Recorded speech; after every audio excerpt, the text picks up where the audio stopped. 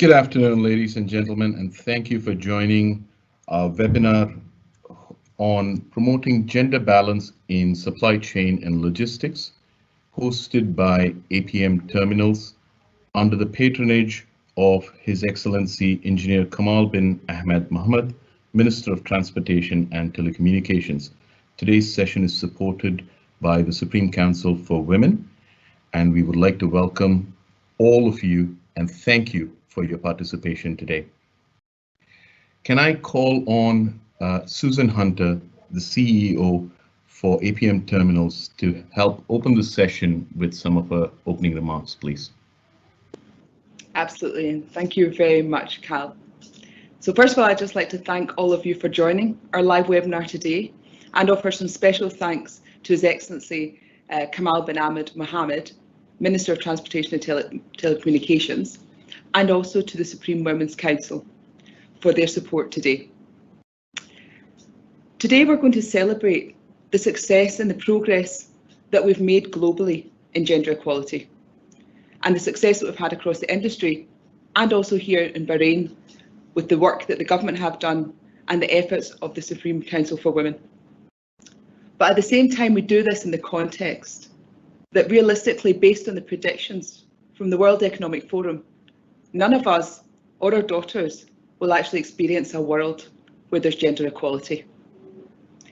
As a female CEO, this is always on my mind because I'm often asked about my journey.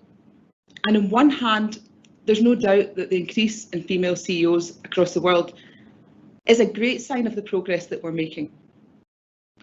And as any CEO, I'm privileged to have been placed in a position with that amount of trust and where I can make a true impact on gender equality.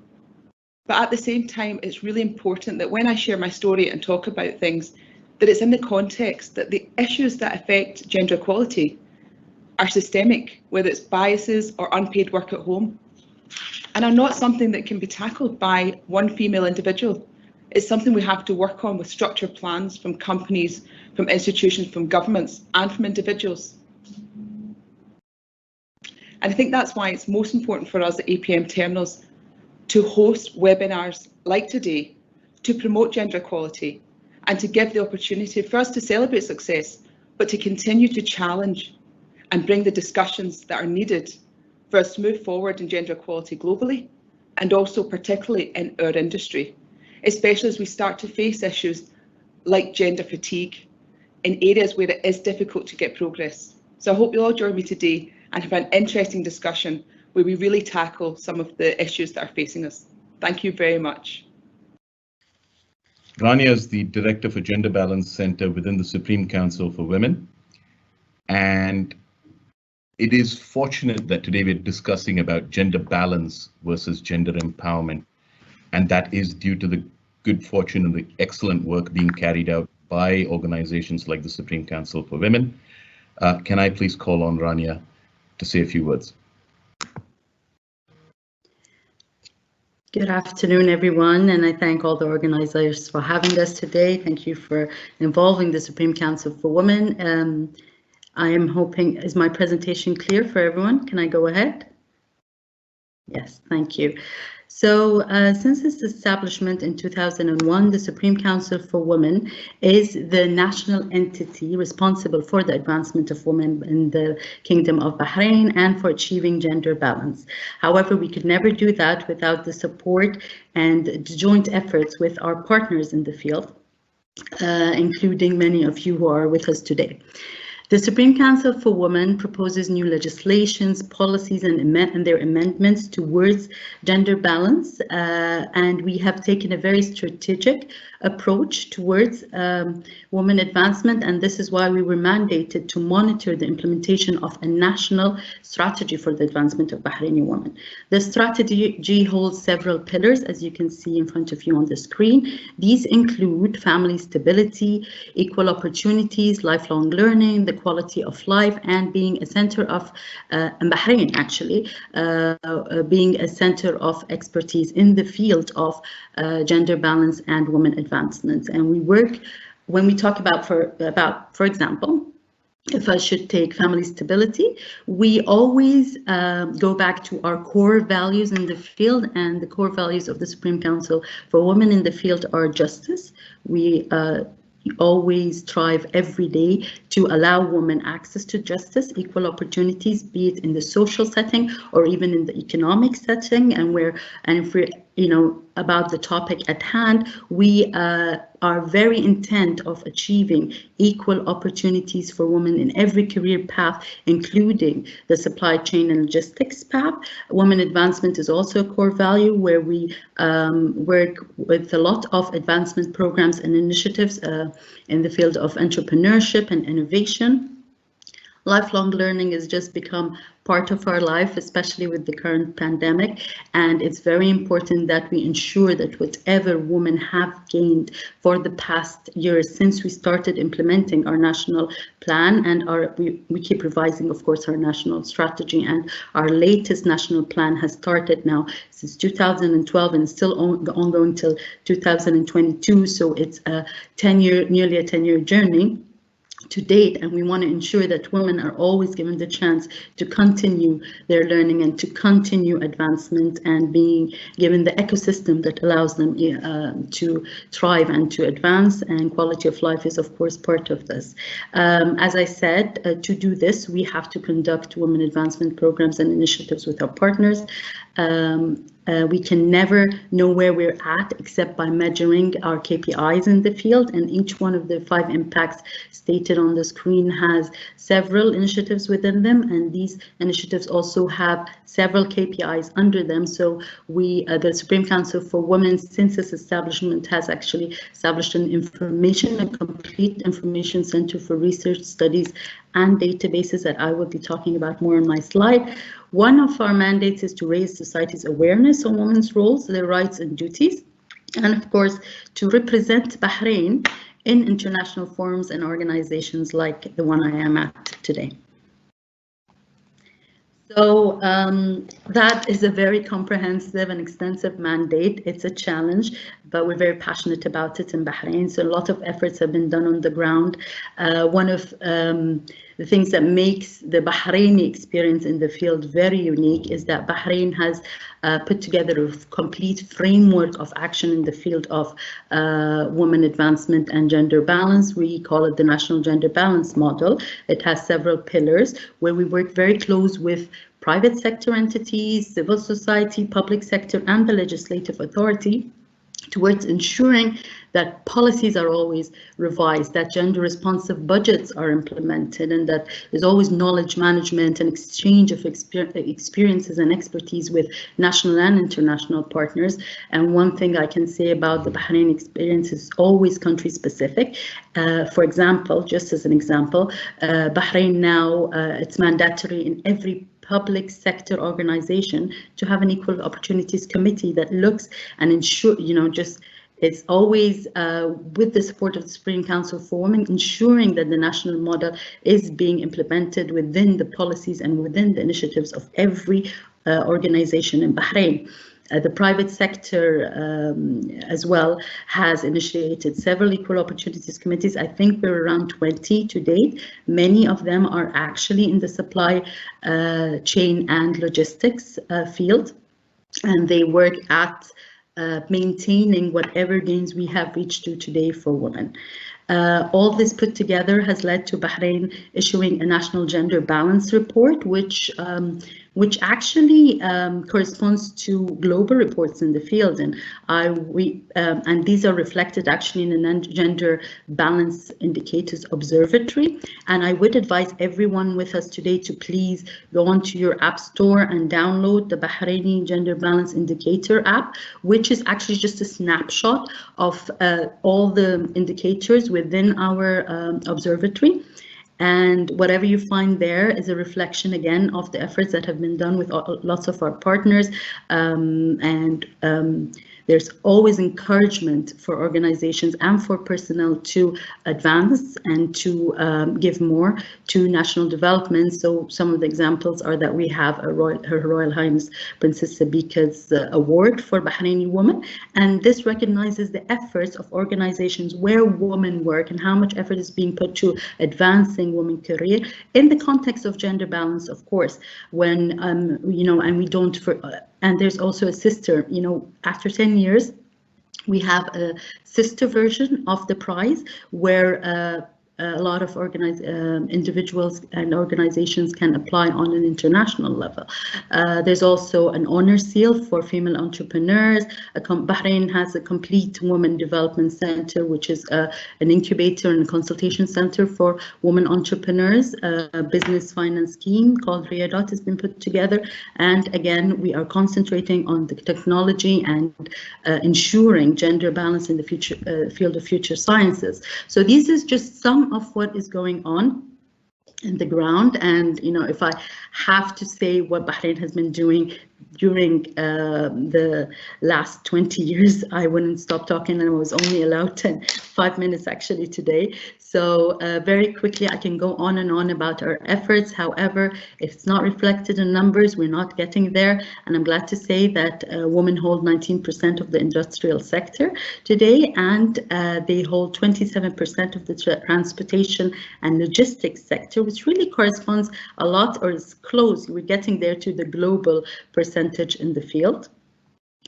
A lot of best practices were done by private sector organizations, as I've said, and I'm very much more glad to talk more about them during our panel. However, we have noticed that organizations in the supply chain and logistics area have adopted values and have mainstreamed the needs of women in their programs and in their initiatives, and we're hoping to see more of what we see currently on the ground in Bahrain, like equal opportunities charters, increasing a lot of benefits like parental leaves and so on, and flexible work arrangements, which really have to be part of our life now going forward during or after the pandemic. And we're hoping that all these collective efforts will lead to seeing more women in decision-making and positions and within the board of directors of several of the companies in Bahrain.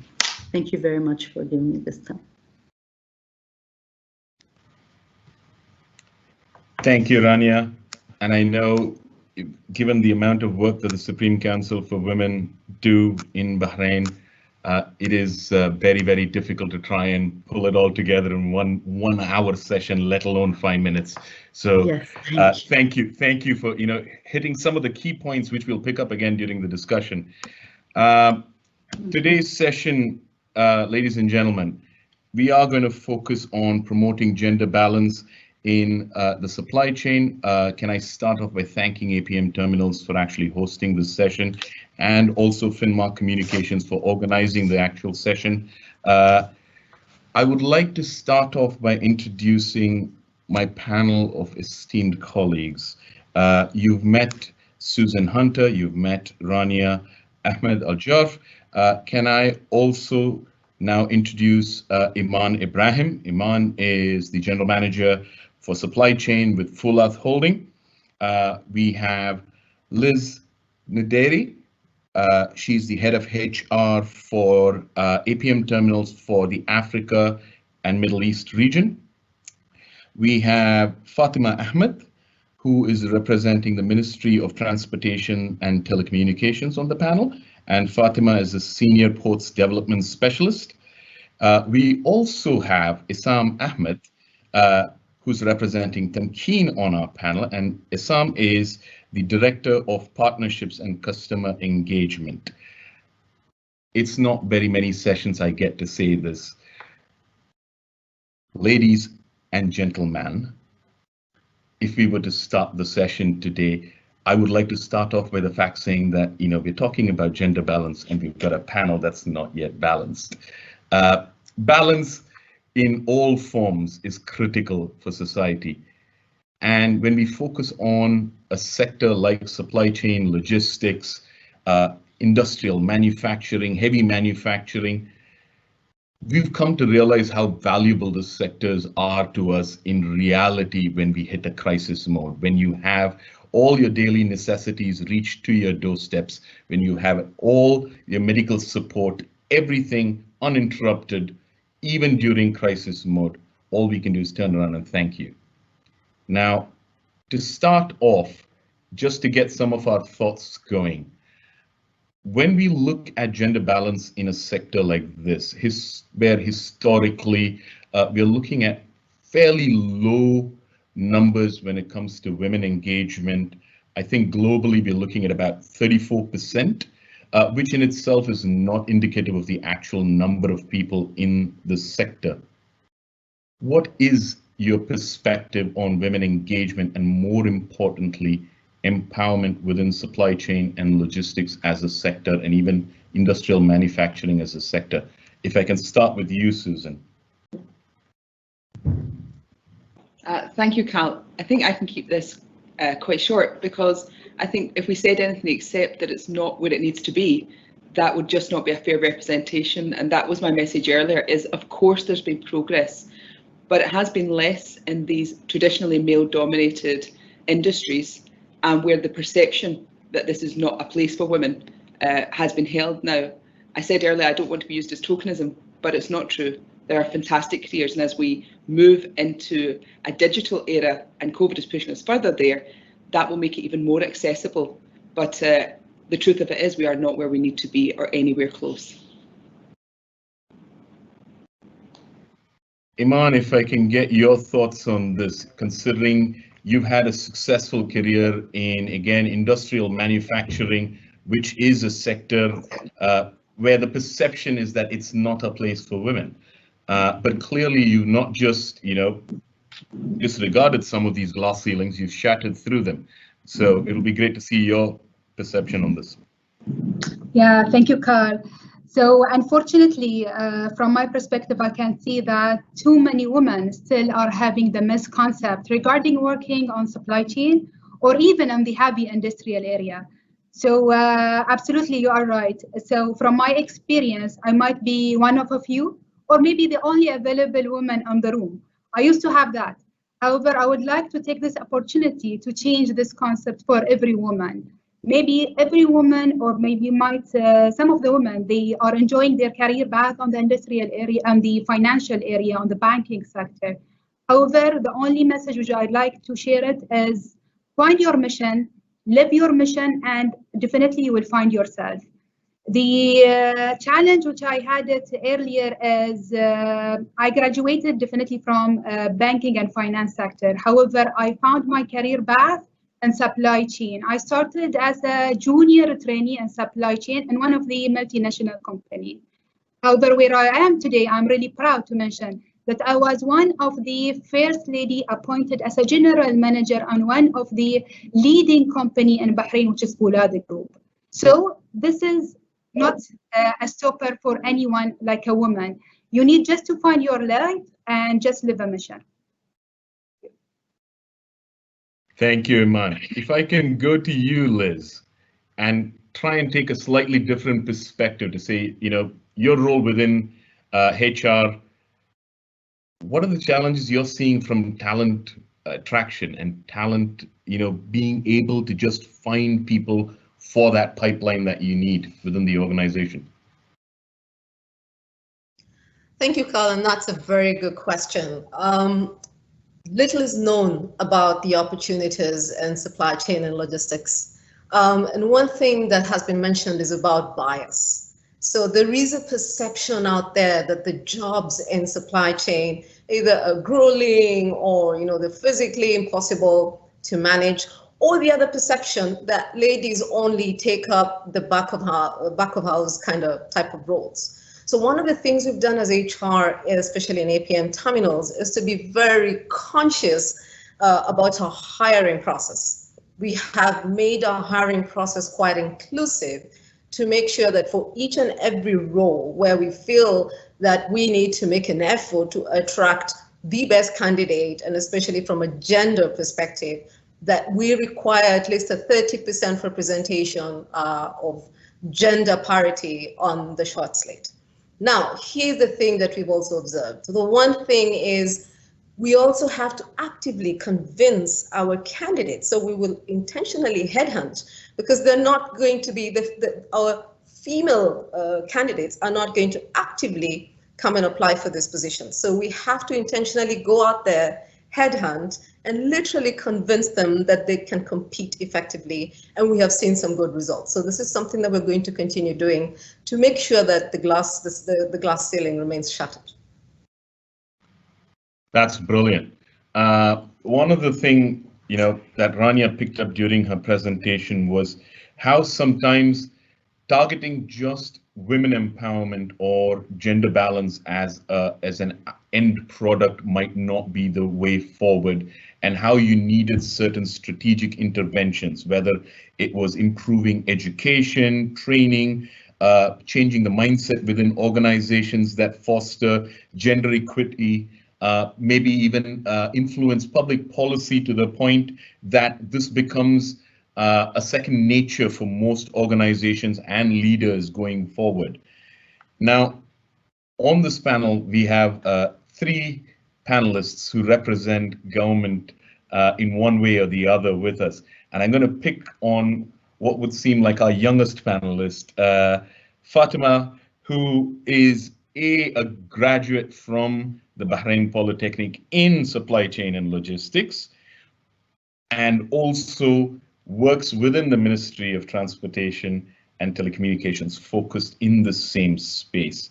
Fatima, what do you believe we need to do to help build a sustainable talent pipeline to be able to nurture and develop women all the way from schools into universities, into their initial careers, all the way to becoming leaders within society and within the marketplace?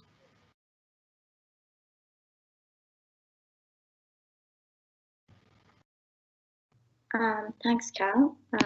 First, I think that Bahrain helped in providing the training and education, but mainly it's invested in its youth to build that pipeline in supply chain and logistics. I mean, as you mentioned, like Bahrain Polytechnic offers a degree in logistics and transport that is not really offered in any place in the region. It is so rare to find. And they provided us with the proper education throughout. I mean, most of our courses were certified by international institutions like the Chartered Institutes of Logistics and Transport and so on. As a professional, when I first entered, I think that they provide you with opportunities as well to advance yourself, whether you are male or female. I think we are there in terms of gender balance.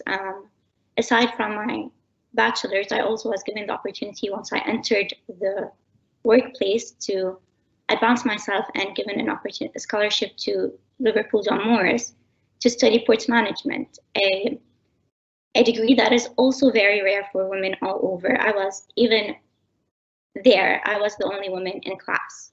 So that shows how we are taking that step forward towards developing women and placing them in the sector. I think the only challenge right now is that women still have that misconception that logistics or supply chain is a male territory. Thank you, Fatima. If I can switch to you, Issam, Tamkeen, and I think most people within the marketplace know Tamkeen to be a brand name that has been built on their development agenda within Bahrain. Whether they're developing entrepreneurs, whether they're developing future business leaders, and for a very, very long time, even women leaders, and had a strong focus in women empowerment. What do you think needs to be done going forward, and what can we change in how we do it as a part of our strategy? Yeah, thank you, Cal. So Tamkeen, and for our international audience, Tamkeen is the Bahrain Labor Fund, and we were established as part of the Labor Market Reform Project, which was initiated approximately 15 years ago. And one of our key mandates is to make the Bahraini employee the employee of choice in the private sector. And as an entity that is tasked with that mandate, I have to state that we genuinely believe that women empowerment, gender balance in the private sector is essential, and it's a crucial requirement for economic sustainability. And as a government entity, we also practice what we preach. More than 55% of our staff are female professionals, 35% of our managers are females, and we have partnered with several entities to introduce many programs that support our agenda towards women empowerment, which is actually one of our 5 pillars in Tamkeen, supporting women participation in the private sector. So the Supreme Council of Women has played a significant role in introducing and initiating a lot of the programs we have introduced to support this mandate. There are various examples. Many of them are towards entrepreneurship, incentivizing females to enter the private sector by closing the gap in financing through the banks, providing the training, etc. Now, it's very fortunate that we have introduced flagship public programs when it comes to training development, when it comes to supporting businesses and business owners in Bahrain, that are very flexible to support the agenda that we're discussing today, to basically find that gender balance in various professions. Today, more than 2,000 of our customers, of our enterprise customers, are female entrepreneurs. More than 60% of our beneficiaries under the training programs are female professionals. So that shows you that there is a strong intent to be part of this sort of movement, to be part of this growth. So we have to think about what more needs to be done to ensure this inclusivity in these very specific sectors like the supply chain sector. Now, Fatma mentioned the program and at the Bahrain Polytechnic.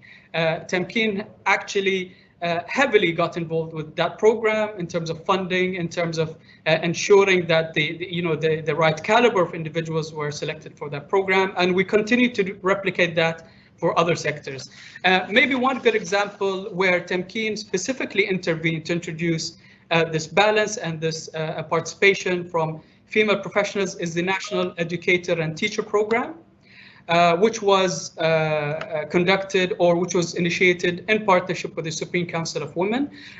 So this was a program where we actually took it on ourselves to train female individuals, to provide salary subsidies for them to become sort of appealing candidates to be hired in a specific sector.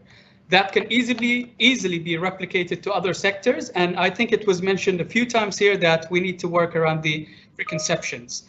So awareness is going to be very important.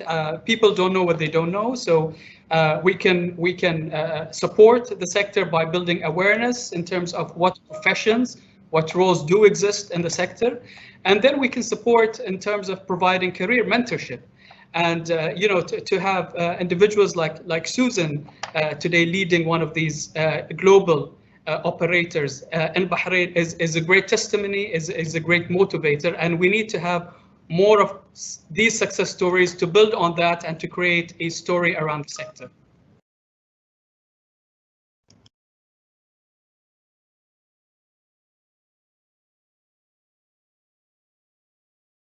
Thank you, Sam. If I was to go at you, Rania, in terms of what do you think we can do more to ensure that we're building sustainability into the strategy? Thank you, Cal. Thank you for giving me the chance again. I really believe that it's very, very important that we work collectively. This is one thing at a national level, and that's why you have to thank Hassan for whatever he mentioned, because it's only like a very small snapshot of how much they've been doing with us as the Supreme Council for Women advancement. But I mean, a lot have been said today, policies, training, this is all important, but two things I'd like to add here. One, getting the girls' rights even before they enter into the career or get interested in it. And this is one thing this Supreme Council for Women has done, actually, is to go down to the schools not even, we go down to colleges and universities, but even girls in the school, building the mindset of capability and that I am able. We shouldn't wait till they're about to enter the career and then come and say, okay, hey, you're able and you have the infrastructure. There are people, you can advance yourself. And we have had several programs. Recently, we've actually targeted 1,000 girls in the STEM field, where we enable them to bring out projects by themselves, and to go into a complete program which enables them in the STEM field. Okay, we could do something similar for the supply chain and logistics, and we can do something even more generic where we encourage girls to realize their potential in any field, because really the very traditional and the wrong misconception and the wrong mindset about girls not being able to join in such careers doesn't exist. It's not it might have been at one time many centuries ago, but now it is not our reality. Everything is remote, everything. Even machinery. Ladies in whatever career don't have to be physical, not even men, about anything. So why not get the girls at a very younger age and make them realize, show them. We have, I have to go again to the Bahraini example. We have several women who actually own some companies in the supply chain and logistics field, in the private sector. We have complete companies that work in different fields. And, why don't we get girls to come and to see and to talk to them? Mentorship from a small age is very important. That's what I wanted to add. And I hope if we do this, we'll see more and more young generation like Fatma and others enter into the field. Thank you, Rania. If I can reach out to Susan. Now, one is building sustainability into the strategy. But at a global level, we're hearing a lot around elements that say lean in as an initiative. We have he for she in terms of male champions and sponsors. We have the STEM education, which Rania very kindly brought up as a part of her piece.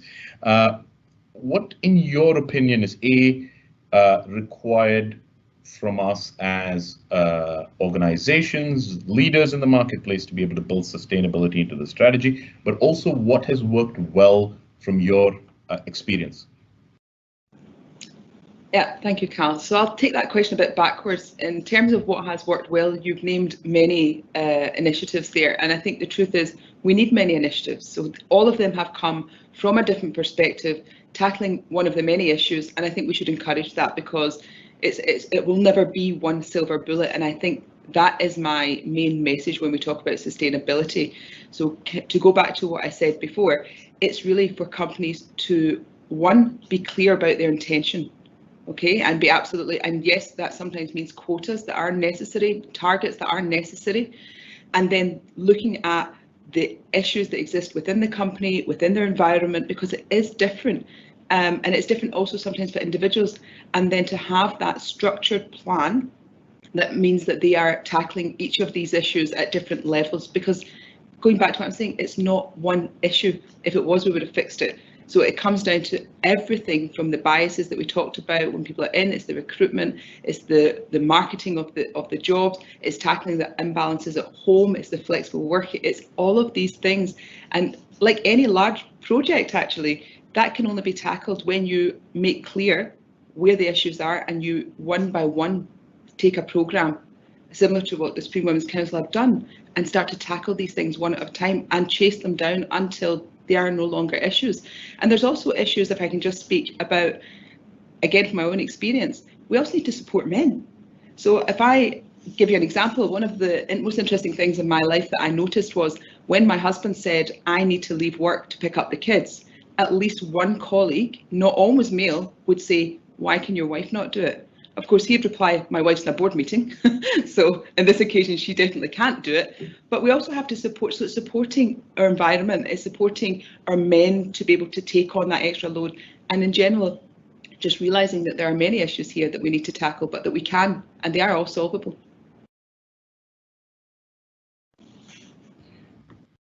Thank you. If I was to get a quick input from each of you on the panel and turned around and said, What were some of the most common misconceptions you've come across in terms of women within this sector? And also, how do you think we tackle this in a very, very practical manner? We'll start with you, Susan. Yeah, again, I don't want to repeat myself, but I think the main one is that it's just not a place for women, that the jobs require, you know, especially when we talk about the frontline work in transportation logistics that requires muscle and things. This is not the case anymore. Across our business in APM Terminals, we have women driving cranes, we have women working off, we have women across the entire supply chain. So it is possible. So the misconceptions are basically that it's not a place for women. It is, and it's also a really dynamic place to work.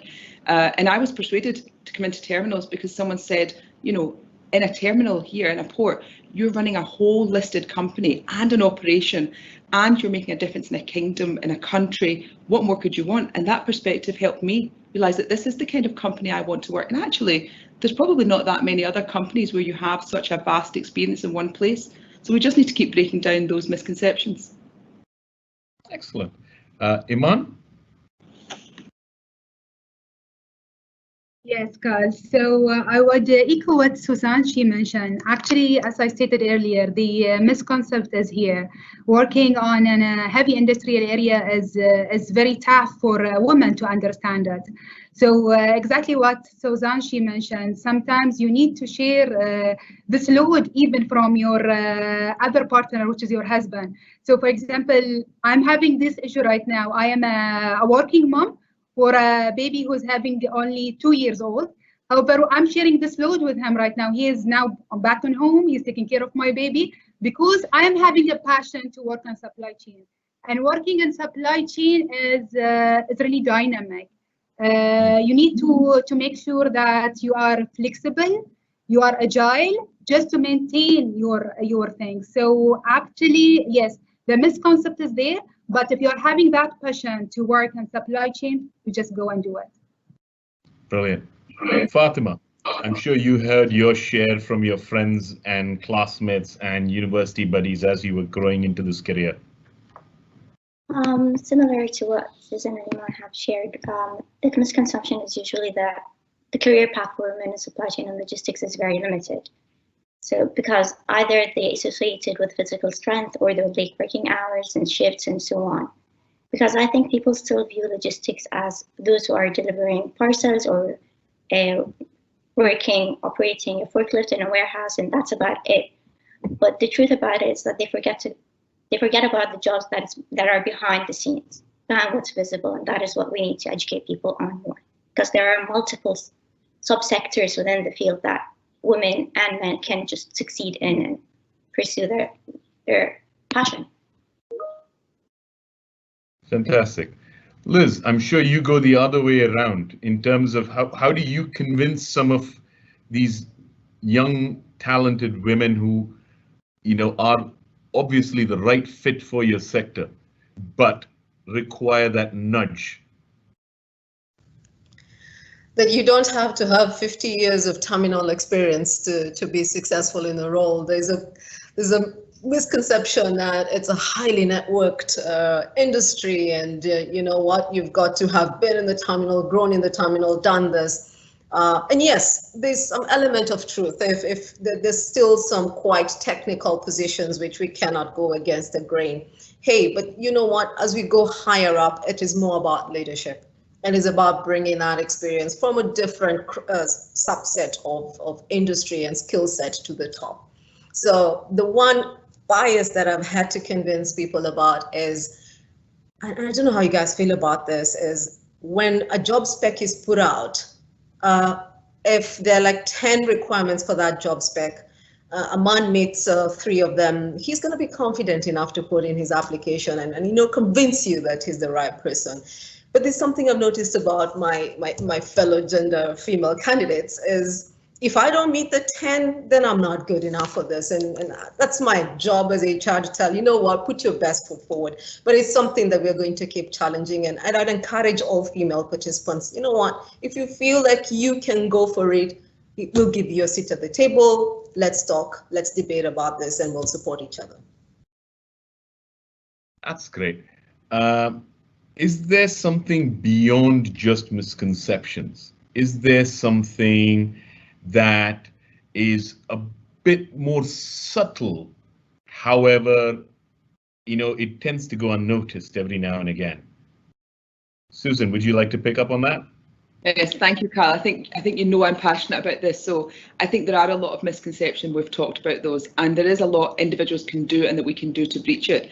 But it's really important that we stay focused on the fact that there are true barriers. So in our industry, we do not have enough female leaders, which means there are biases. So you're going to work for men, and some of those men are going to hold an unconscious bias about hiring people who look like them. It's a normal human thing. We all have it. And so I think whilst it's important to deal with the misconceptions, it's also about preparing people and challenging, and that's why it's really important we stay challenging on this and talk about it, that there are issues in our industry that we have to continue to work on. And think whilst we talk about misconceptions and what we can do personally, we need to keep that balance that we have issues we have to work on. And that's just one of them that I mentioned. And we need to prepare our women to come in and be ready, and prepare our leaders to support those women who will have a hard time sometimes, and we need to take these institutional actions. Fantastic, thank you, Susan. If I was to just roll back almost a full year starting today, we embarked on this crisis journey. Now, the one interesting thing that's come out of this entire experience is how technology and digital transformation has been accelerated quite significantly, and I'm sure it's the same within the sector and the marketplace. Now, in a lot of cases, there are these existing perceptions about the sector and the jobs that we were discussing earlier. How has the acceleration of technology changed perception around what the sector could be?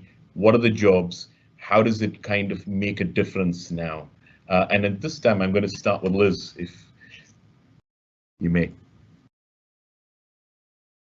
No, you're absolutely right. I think in the last year, through the challenge of the pandemic, one of the things that really got tested was our mindset.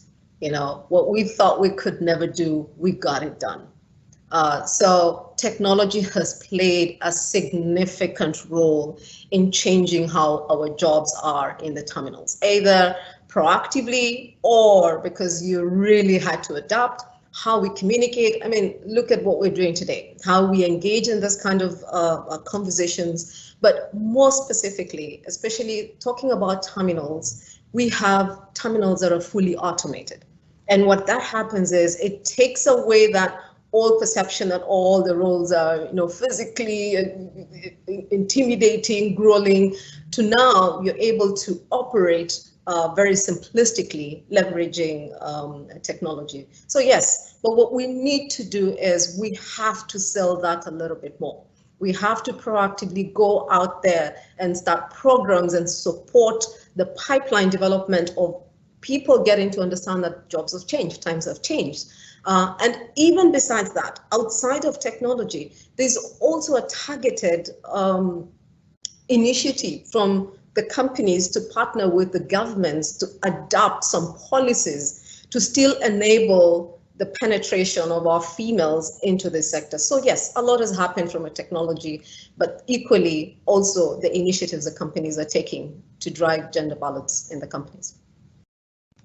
What about you, Iman? I'm sure you probably before this year, when the factory was running in its full swing, you've probably heard it one too many times saying the factory can't be run with people working part-time. They can't be run with people, who have to work remotely. Flexibility is not an option. What's your thoughts? How has technology changed the scenario for you? Well, Carl, you are touching my nerve now. So yes, the pandemic really impacting us, especially being on supply chain, and the technology really was helping us.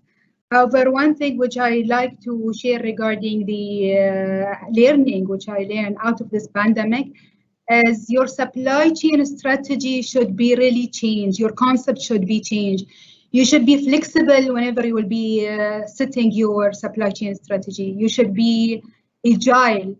You need to make sure that all the changes around, you need just to adapt quickly. The world is going on, no one is going to be waiting for you. So you need just to adapt very quickly to make sure that you are not losing the opportunity. Actually, maybe few of you read the regarding the article nowadays, or the hot topic nowadays, which is regarding the shortage on the semiconductor. This small semiconductor is having a big impact on the automobile. The lead time of it right now is more than a year. And it's really impacting the automobile sector because they were not managing the crisis on a right manner. Actually, nowadays they are trying just to maintain the supply chain, but everything is really fully booked, and everything is going for a semiconductor, is going for the medical sector, for the electrical sector.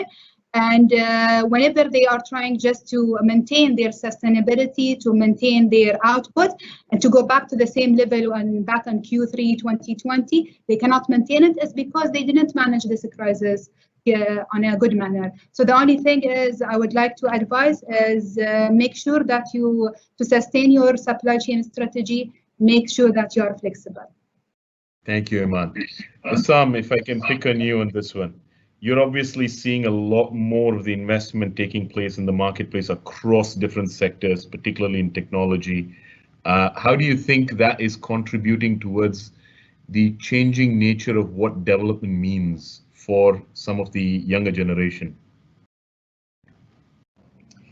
Well, you know, we are currently embarking on our new strategy, which is heavily geared towards innovation, disruption, and business transformation. And we've all seen that, you know, companies that were agile and that were able to quickly transform were the ones that were able to weather the storm, and maybe not just survive, but actually capitalize on what happened and multiply their success and their revenues. So this is definitely a major theme. And we've all read the research about how companies that are more balanced are better performing, their employees are happier, and they're more innovative, actually. You know, this starts from home. Having balance in terms of responsibilities results to a happier family. And this applies to companies, this applies to an economy. Having a balanced economy would result to more innovation. So we are hoping that through our incentivization, through our support that incentivizes companies to adopt innovative business models, to adopt innovative technologies in delivering their products and services to the market, there will also be this shift in terms of their approach to hiring, their approach to having more inclusivity in terms of the gender balance within the organization. So we are positive that what challenges we had in 2020 will actually result in solutions that will really help us in solving this challenge for the sector, the supply chain sector, and other sectors as well, which again suffer from this misconception, you know, broadly. Thank you. Now, I'm conscious we are also a bit close on time, and I do want to go and take some of the questions. If I was to turn around and say, what would be your advice to some of the millennials who are coming into the workforce? What would your one advice be to them in terms of how they can build their careers based on confidence, but also based on leaning on the community as we grow together? Can we start off with you, Fatima? First off, as a person that is still learning in the learning process, I would like to say learn everything, a little bit of everything, and diverse your functional roles. Because in order to understand the impact of the supply chain, you need to be involved in every sector of it. So get involved, and just that's how you'll make your strategic decisions and make your decisions, because you'll understand the impact it has on businesses, on the economy, on individuals themselves. So just try to get an understanding of every little bit of it. That's what I would like to say. Thank you. Rania? Well, I would ask them to utilize their blessings, honestly. Their world is much easier than the world we grew up in. Now, in the supply chain field, they are women like Susan, ladies like Liz and Iman, and upcoming budding ladies like Fatma. They have the support of people like my organization and Temkeen. I mean, and I'm sure everyone who's joining us from the International Society have national initiatives that do the same. So the infrastructure is there, the support is there. There are women on boards. We are getting there, even if there are a few gaps, and we have been working at filling them for a long time now, and we have had strides in the field. So utilize your own abilities. It's all about believing, like Liz said, in yourself and your capabilities, and that you can make it in the field. And the technology, as you've all said, is in their favor. So I wish them all the best. Thank you. Liz? I'll keep it short and sweet. It's encouraging. It is about encouraging them that these are real options, and to encourage them to pursue this with every bit of confidence. That's the only way that we are going to grow this balance. Sam? I would say try to have the flexibility to unlearn and relearn, and to basically be in a position where we can reposition yourself and pivot to where the opportunities are. Thank you. Iman? Yeah, I would like to say you need to challenge yourself, think outside the box, and build on yourself, and invest as much as you can, and learn from each and every opportunity. Thank you. Susan? Yes, for me, it's always three things. You own yourself, so everything that you can do to make yourself better, that's for men and women, then you own and you should do. And then be ready for the challenge. Don't be naive. There are challenges, but that's what makes life interesting. So be ready to take them on. And the last part is seek help. This cannot be done alone. So build a network of support around you and continue to challenge, because there's a journey ahead of us, but we can do that. Perfect. Thank you, Susan.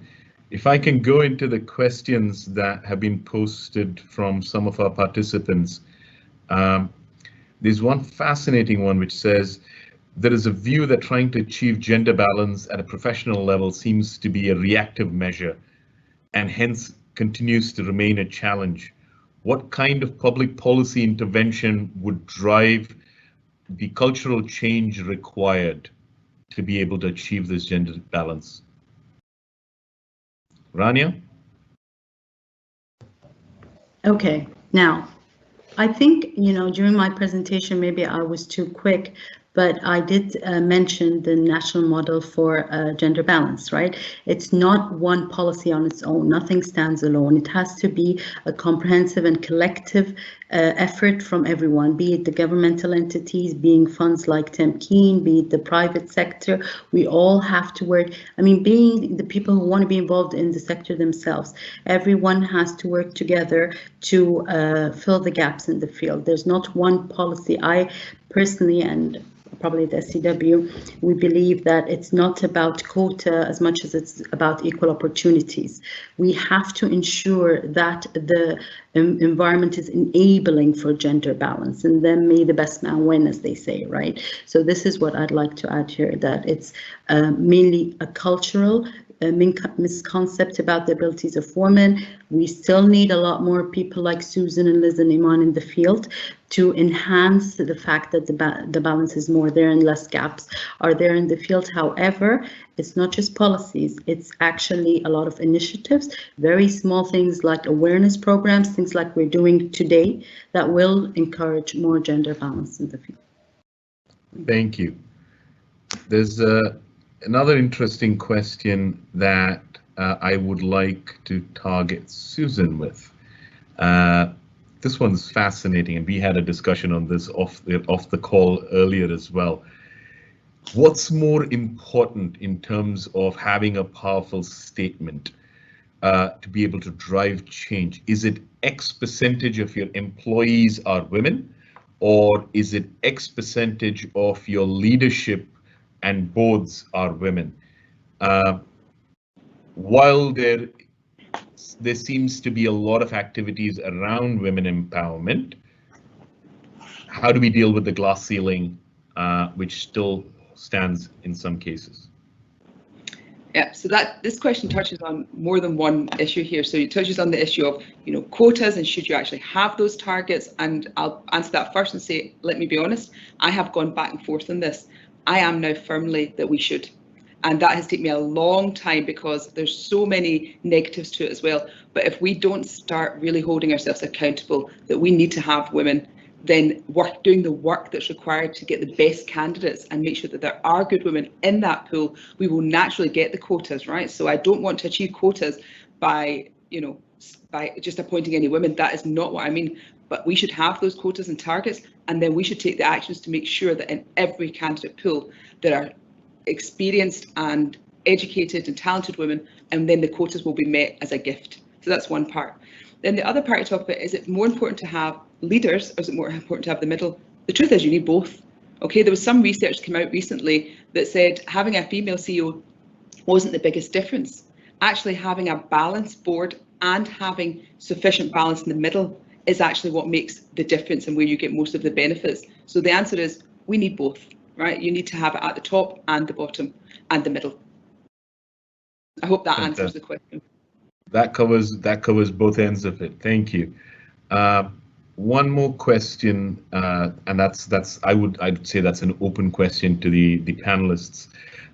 Should companies introduce a blind CV policy that removes gender, age identifying factors, potentially even things like graduation dates, names, etc.? And I can see Liz already going, oh my God. As if it wasn't hard for us to try and find the right talent pool. Now we have to find them amongst anonymous CVs. What do you guys think? Liz, you want to go? Yeah, I think having worked in multiple organizations, I can see how this is an active conversation. But just borrowing to the same concept of what Susan talked about, should there be quotas, should there be not? I really think this starts with challenging our own bias. It starts with us first before we put it out there. I think if we make a commitment in our hiring efforts that there are certain things that we're going to intentionally look for or look beyond where the person has studied, what their age is. If we make that conscious effort in our hiring process, then that should be easier. But if not, I am going to leave to my panelists to hear what they're saying. But this one is a really tricky one, because even if you remove that and you do not address the personal bias, I don't know if you're going to achieve this. So this, for me, I would say I would prefer if it starts from us addressing our bias, and I think we would achieve a lot more. Can I add an experience here, a very interesting experience of Sure. One of the organizations in Bahrain that has an Equal Opportunities Committee? One thing they did, all right, just going on from what Liz is saying, is that they have a recruitment committee and they get the CVs, and then once they're done, the CVs they filter are then looked at by the Equal Opportunities Committee. Okay, so they ensure that women are definitely not excluded because they're women, or that men are included, or vice versa. And the interesting thing is, at one point, they found that there is a bias to recruit women in certain positions, right? And this was stopped then and there. So sometimes it's not about having a bias, it's about positive filters, if you may say, okay, to ensure that gender balance is achieved, or any kind of balance is achieved, actually, whether it be age or sex or whatever, to ensure that the right person is placed in the right place. Thank you. Thank you, Rania. Fatima, what do you think?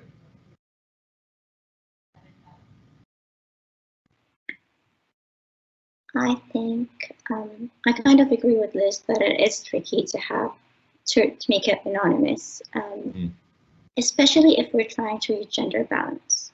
I think it would be very tricky. Indeed. Right, Susan? I can answer that question easily. I think we have to live in reality, and the reality is if you remove the gender bias at the initial stage and you remove the identifiers, you would have, maybe 80 to 20 ratio of male CVs so by probability you would not get what you're looking for. However, maybe at later stages when it's coming down to the tier 4 candidates, or maybe in our future when we have sufficient pipeline for both genders, then absolutely, I understand the study that comes from. And absolutely, at that time, it might be really important. But as we are today, we need to find the women, identify them, and help them. So maybe later. Thank you. Issam, considering how many applications Temkeen receives on all your programs, can you imagine if you get applications that didn't include names, gender, age? Yeah, I don't think we have the choice. I don't think that's something we can omit by choice. But again, I'm personally all for visibility and for individuals to express themselves. That's definitely not something we want to hide, because we want the genuine individual to surface. And if you look at modern tools in the interviewing process and the selection process, and I'm sure Liz knows much more than me about that, it's all about video interviews, sort of very interactive, very engaging. So I think it'd be difficult to remove the person, remove the identity, gender from the equation. Thank you. And Iman, what do you think? Should we start having? Carl, it's a big no for me. Being promoting the gender balance, especially in supply chain, and especially for me, if I will have the choice to hire in my department, I will not go for that. Thank you. Ladies and gentlemen on the panel, thank you for all your contributions.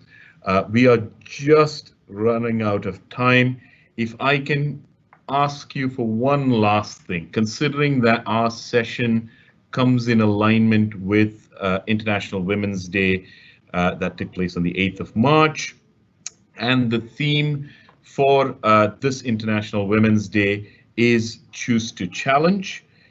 If I could ask you for one quick statement saying, what would you as leaders for the future and in the current marketplace say that you would choose to challenge? Can we start with Susan? Yeah, there's so many, so let me try to pick one. I think it's been consistent in my messaging. I choose to challenge by making sure that we live in reality and that we deal with the issues we have, whether they're unpleasant or we don't like them. We must talk about them, and we must allow individuals to show up as themselves, as women, as men, as authentic, and that have equal opportunity, and we have to keep working towards that. Thank you. Fatima? For me, I choose to challenge women or society to fight the misconception that a certain sector is for a certain gender. Thank you. Rania? I choose to challenge limited choices and limited opportunities. I mean, I choose to challenge that every time I wake up every day, and I wish everyone would do the same. There's always more out there. Thank you. Liz? I choose to challenge that some things are impossible. So everything is possible if you set your mind to do it. Iman? Well, I choose to challenge themselves to think outside the box. Thank you. And finally, Sam? Yes, I choose to challenge self-limitation and self-doubt. Thank you very much. And thank you for being such a fantastic panel. I hope our participants have heard the right messaging. We did try and run the session to be able to provoke more positive thoughts and constructive ways in which we can all work together on this agenda as one force within the kingdom and also globally. If I can pass back on to Susan for her closing remarks. Thank you, Cal. Yes, I'm delighted with the depth and the openness which we've discussed a lot of these topics today. And also we had the example of a structured approach from the Supreme Women's Council. So I think we really have achieved our goals today.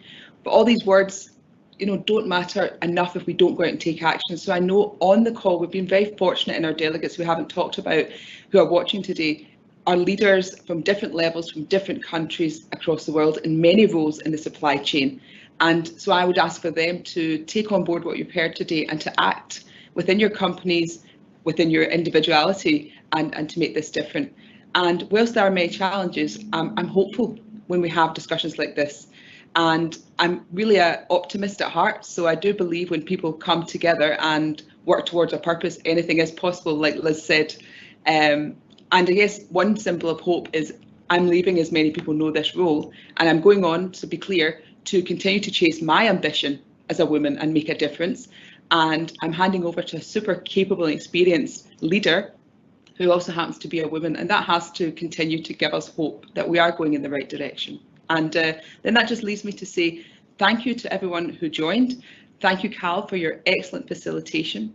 Thank you to each of my panelist colleagues who really have made a difference and have shared openly. I really appreciate it.